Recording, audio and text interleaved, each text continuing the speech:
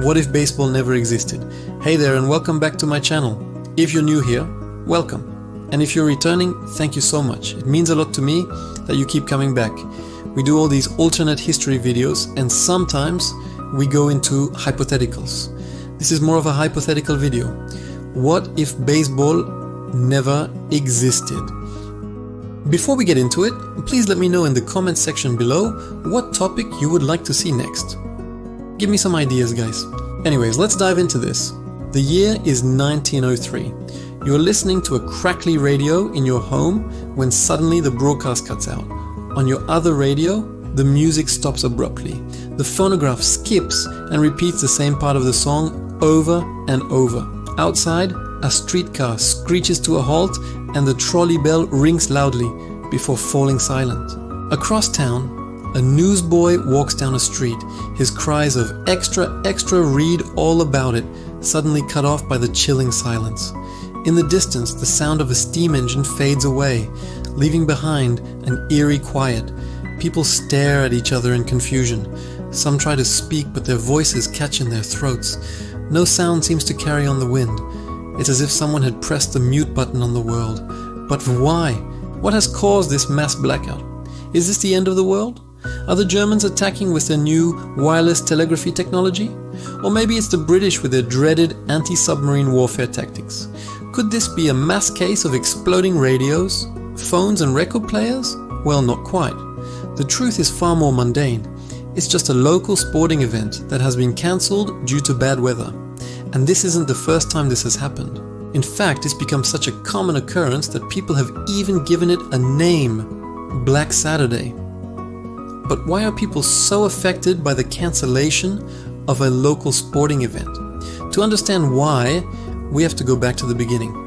The sport in question is baseball, a game invented in the early 1800s by American immigrants who adapted the English game of cricket. Since then, baseball has become a beloved pastime across the United States and even parts of Latin America, Japan, and Europe. But this isn't the case in our timeline. Without the sports development in the United States, baseball fails to spread beyond its British origins, never gaining any real traction outside of England. And so it was decided that this alternate timeline would be known as the baseball apocalypse. In our timeline, the sport grew rapidly in popularity during the 19th century, thanks in part to the introduction of the designated hitter rule in 1973, which made games faster paced and more exciting.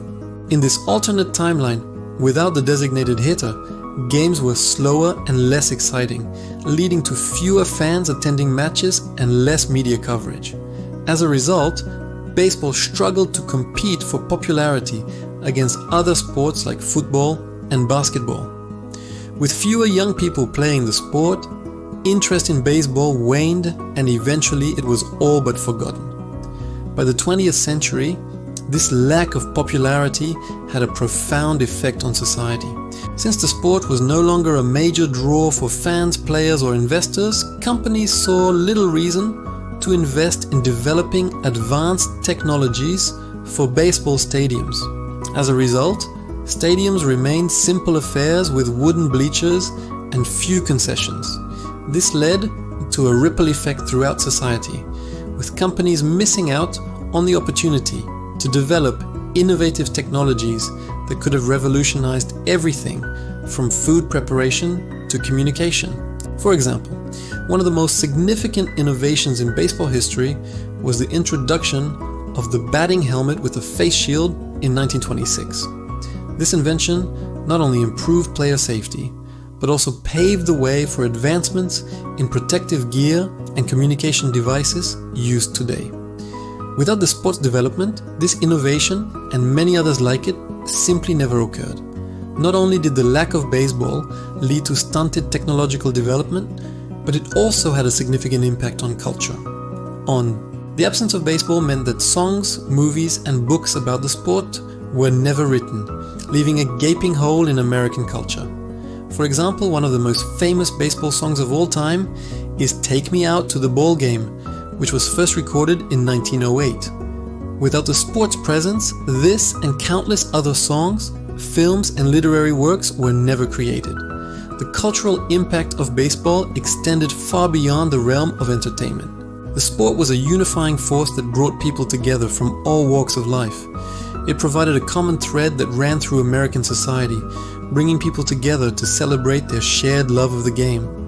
But without baseball, this unifying force was never present, leaving society fragmented and divided. In this alternate timeline, Americans found other ways to fill their free time, such as by attending football or basketball games, going to the movies, or listening to music on the radio.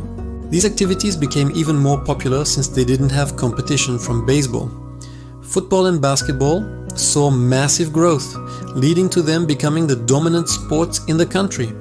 This led to even more innovation in stadium technology and training methods. However, this doesn't come close to making up for the absence of baseball, and in many ways, the cultural impact of these other sports pales in comparison to what baseball once was. By the mid-20th century, the effects of the baseball apocalypse rippled far beyond the United States. Without baseball as a unifying force, other countries struggled to find common ground with America, leading to strained diplomatic relations and even open hostility. This alternate timeline saw the Cold War becoming increasingly heated, leading to a devastating nuclear exchange between the superpowers. In our timeline, the Cuban Missile Crisis of 1962 was a tense standoff between the United States and the Soviet Union over the placement of nuclear missiles in Cuba. The crisis brought the world to the brink of nuclear war, but ultimately cooler heads prevailed and the missiles were removed from the island. However, in this alternate timeline, the crisis escalated into a full-blown nuclear war. With baseball as a unifying force gone, diplomacy between the two superpowers deteriorated rapidly. The Cuban Missile Crisis became a flashpoint for the mounting tensions, and the Soviets launched a surprise attack on the United States, followed by a retaliatory strike on Moscow. Within hours, both cities were in ruins, and the world was plunged into a nuclear winter. Without baseball, the Cold War took a very different turn. The end of the world came suddenly and unexpectedly, just as it had in our own timeline. But the catalyst for destruction was not a military miscalculation or a rogue nation, but the absence of a beloved sport. Ironically, the world ended not with a bang, but with a whimper. Not a single soul alive knew what had caused the blackout. All they knew was that something was wrong. It wasn't right that there was no sound, no light, no movement. It wasn't right that the world was silent. The end of the world wasn't supposed to be like this. It wasn't supposed to be silent. They tried to make sense of it all, but there was nothing to understand. There was no explanation for the sudden blackout, no apology from whoever was responsible. There was nothing. They were left in the dark, just like the rest of the world. But maybe that was for the best. Maybe it was better not to know. So what do you think? Did you enjoy this video? Let me know in the comments.